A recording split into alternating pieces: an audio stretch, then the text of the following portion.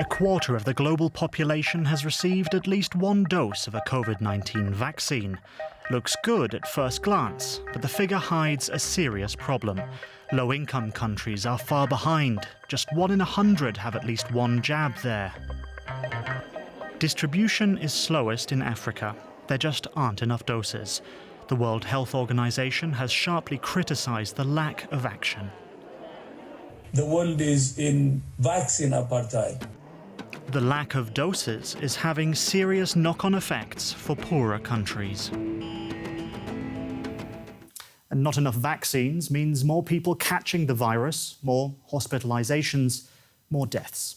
Just take Kenya, where case levels are pushing hospitals to the brink, especially as they run short of vital supplies.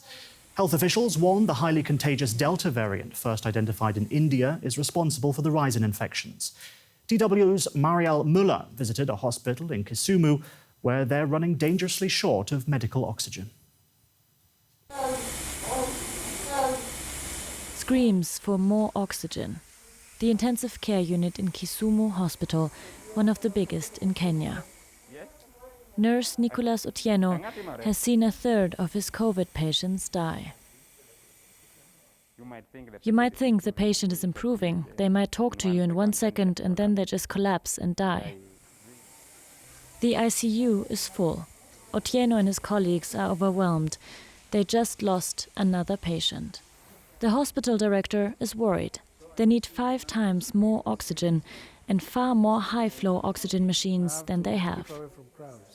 And we in Africa need those high-flow devices. They are very expensive, so we can't afford them. We lose lives that could be saved because these devices are not available. Health officials believe the number of coronavirus cases is much higher than recorded, especially in villages where people can't afford the transport to a hospital. Jennifer Owiti buried her younger sister 2 days ago. It went very fast, she says. A bad headache, fever, shortness of breath. It all started on a Sunday when we were in church. She felt unwell. By the time Saturday came, it was too much for her to bear. She was taken to hospital, and the same day she died. Death has come to this village. Residents say there have been 50 burials here in recent weeks. The only oxygen plant in the region has reached breaking point and won't be able to meet an increasing demand. I'm getting so many calls from patients who need to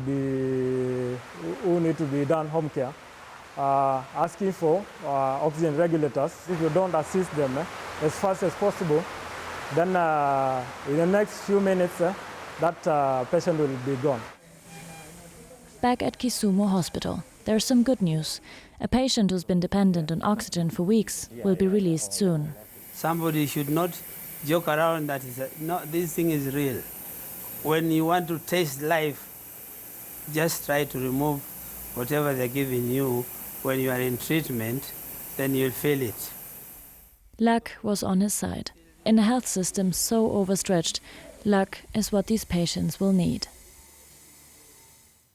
And joining us now is Director of the Africa Centres for Disease Control and Prevention, Dr. John Nkenga-Song. Thank you very much for taking the time to speak with us today. Now, before we get to the supply shortages, I just want to go back to a statement that we heard earlier from the chief of the WHO. Do you agree with him that the world is in his words, a vaccine apartheid? Absolutely. There's absolutely no way you cannot say the world is in that situation. Given the serious disparity in access to vaccines that we are experiencing in Africa, where overall just above 1% of our population of 1.2 billion people have been vaccinated. And we actually don't know when vaccines will begin to arrive the continent at scale and at speed. So it is a very troubling situation. It is a situation that we have been saying it should not be the case for months, but here we are with that situation here, especially in the midst of a very aggressive third wave, as you are describing.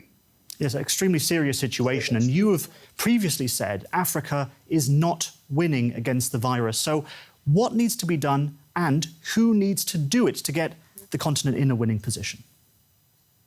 In response and in anticipation of exactly what we are going through, on the 8th of May, we convened an emergency meeting of all ministers of health to actually warn them, raise an alarm that what was happening in India could actually happen here, if you recall.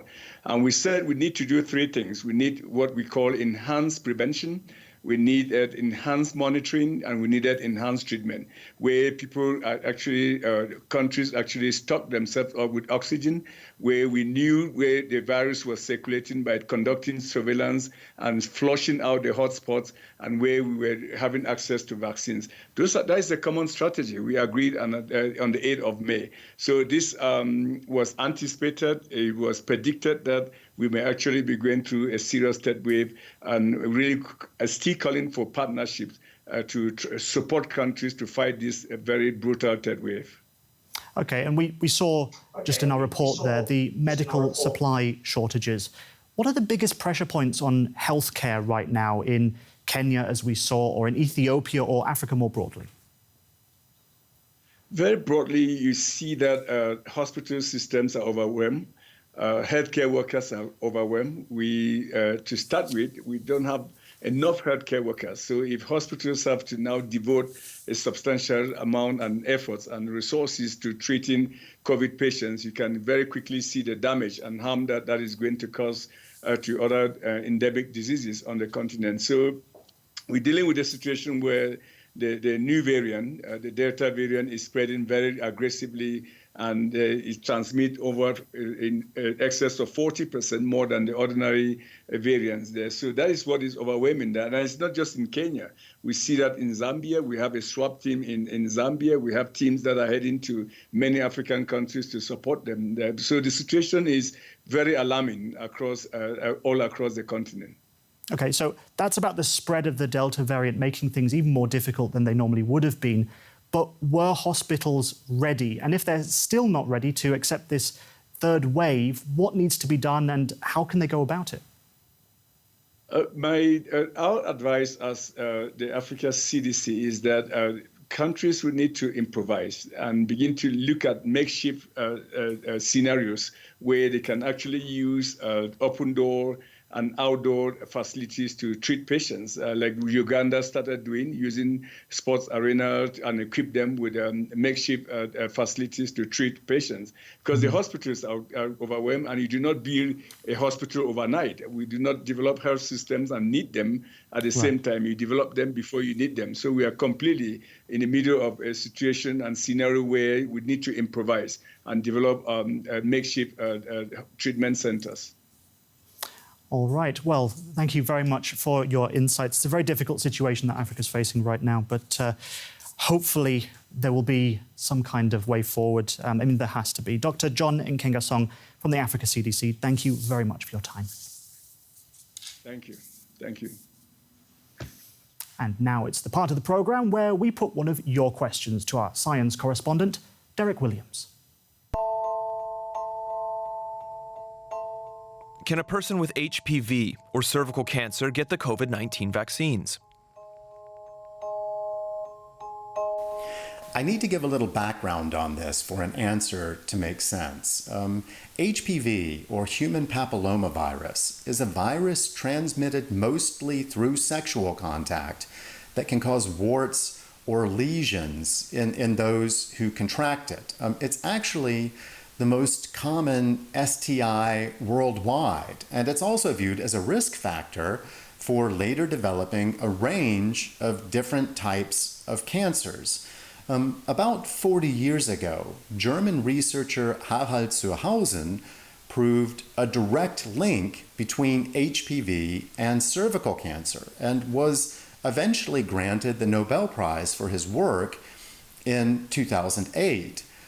That research laid the foundation for the development of HPV vaccines and gave rise to the long-term goal of eventually wiping out cervical cancer entirely by stopping the transmission of HPV. So now you know enough to go on. Let's get back to the question. cancer patients, as a rule, have actually been placed pretty high up on priority lists in most national vaccine campaigns. Doctors usually want their patients to get the shots because they're often heavily immunocompromised, hence in a pretty precarious place if they do get SARS-CoV-2. In fact, research is now showing that far from posing a danger to cancer patients, the big worry is that COVID-19 vaccines won't stimulate a strong enough immune response in them to fight off the disease should they be exposed. So studies are also ongoing to see whether cancer patients might require more shots to achieve the same protective effects. If you have HPV or cervical cancer, then talk to your doctor, of course, before being vaccinated. But in most cases, I assume the recommendation will be to get your shot as soon as possible. Derek Williams there. And finally, New York City put on its party hat on Sunday for pretty much the first time since the pandemic began. The annual Macy's fireworks show lighting up skies in celebration of the country's Independence Day. The show was bigger and brighter than last year's more subdued event. Bands, including Coldplay, performed, and guests were once again welcomed to the show. The US hasn't yet declared its independence from the coronavirus, though, with vaccination rates slowing. President Joe Biden telling Americans on Sunday that getting a vaccine was the most patriotic thing they could do. And that's all for this edition of our COVID-19 special. For more, you can check out the COVID-19 section on our website, dw.com. And we'll leave you with these pictures for now. Until next time, thank you very much for watching and take care.